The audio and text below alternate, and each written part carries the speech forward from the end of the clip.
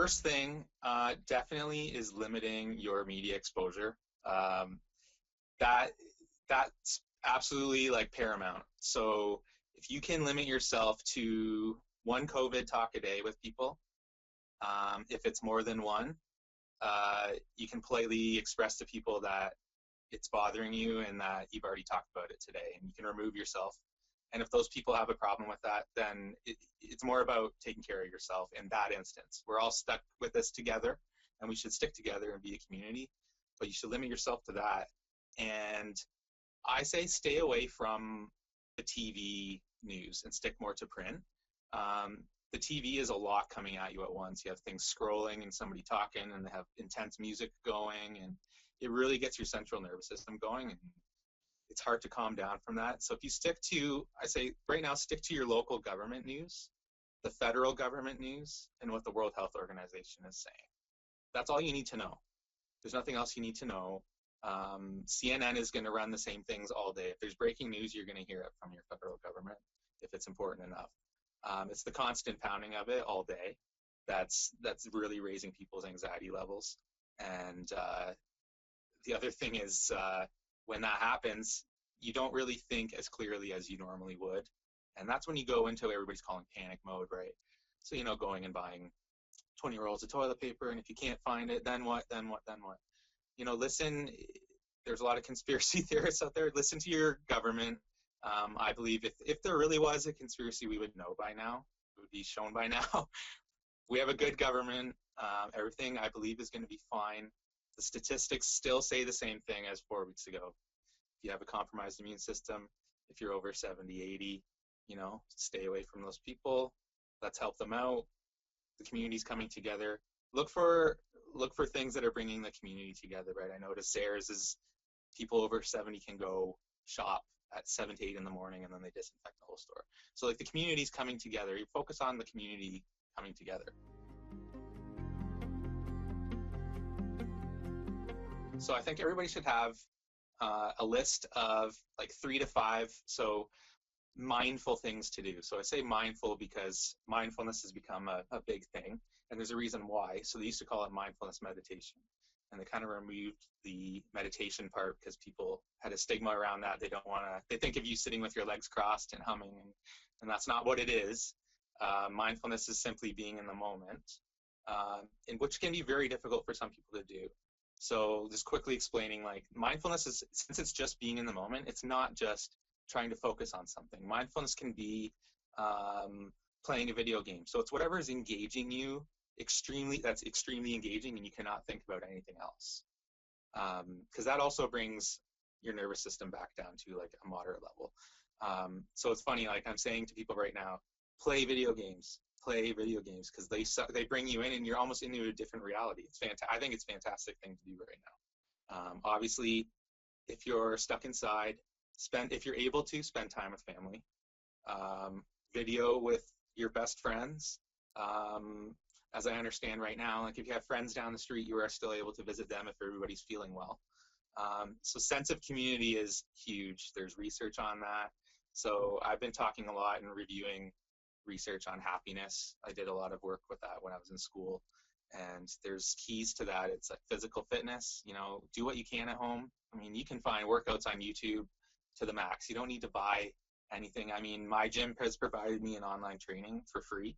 I think a lot of gyms are doing that. So fitness, maintaining sense of community,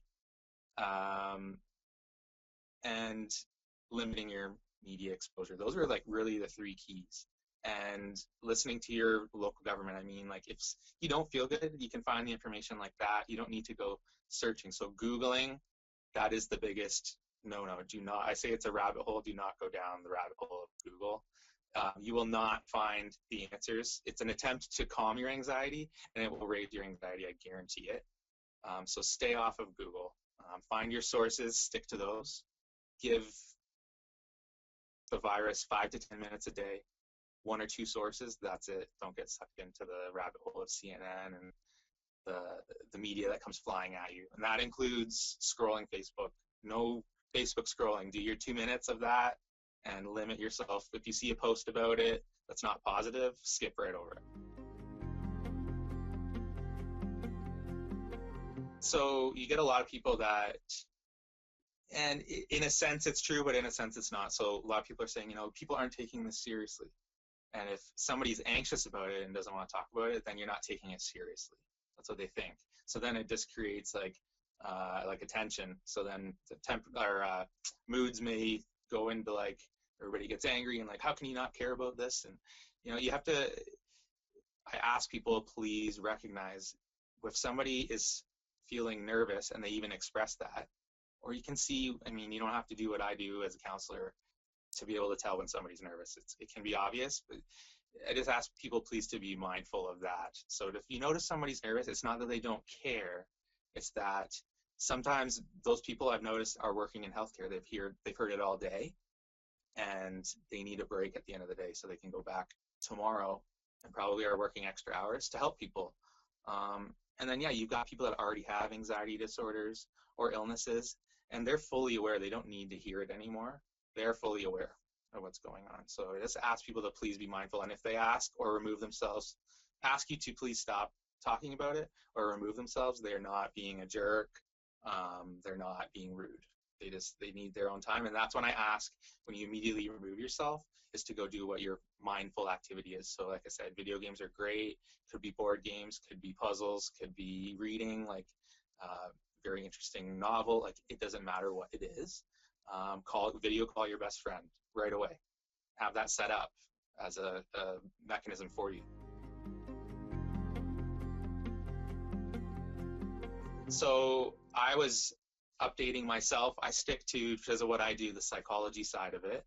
I was reading an interesting article last night, and a really respected psychologist was saying that when things like this happen, you have a level of panic, but then after a number of weeks, that panic subsides. It's not like the movies.